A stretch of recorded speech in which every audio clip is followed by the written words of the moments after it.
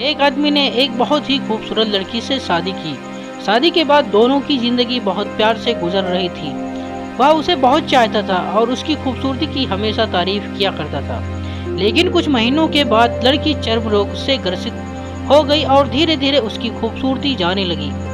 खुद को इस तरह देख उसके मन में डर समाने लगा कि यदि वह बदसूरत हो गई तो उसका पति उससे नफरत करने लगेगा और वह उसकी नफरत बर्दाश्त नहीं कर पाएगी।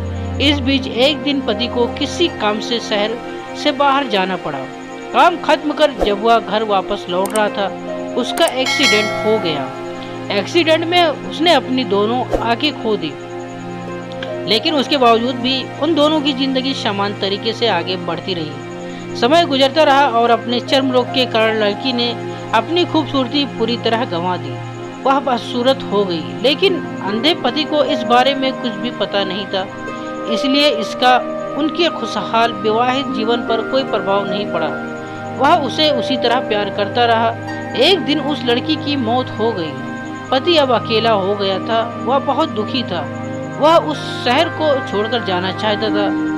उसने अंतिम संस्कार की सारी क्रियाविधि पूर्ण की और शहर छोड़कर जाने लगा। तभी एक आदमी ने पीछे से उसे पुकारा और पास आकर कहा, अब तुम बिना सहारे के अकेले कैसे चल पाओगे? इतने साल तो तुम्हारी पत्नी तुम्हारी मदद किया करती थी। पति ने जवाब दिया, दोस्त, मैं अंधा नहीं हूँ, मैं बस अंधा होने का नाटक कर रहा था, क्योंकि यदि मेरी पत्नी को पता चल जाता कि मैं उसकी बदसूरती देख सकता हूँ तो यह उसे उसके रोग से ज्यादा दर्द देता। इसलिए मैंने इतने साल अंधा होने का दिखावा किया। वह बहुत अच्छी पत्नी थी, मैं बस उसे खुश रखना चाहता था।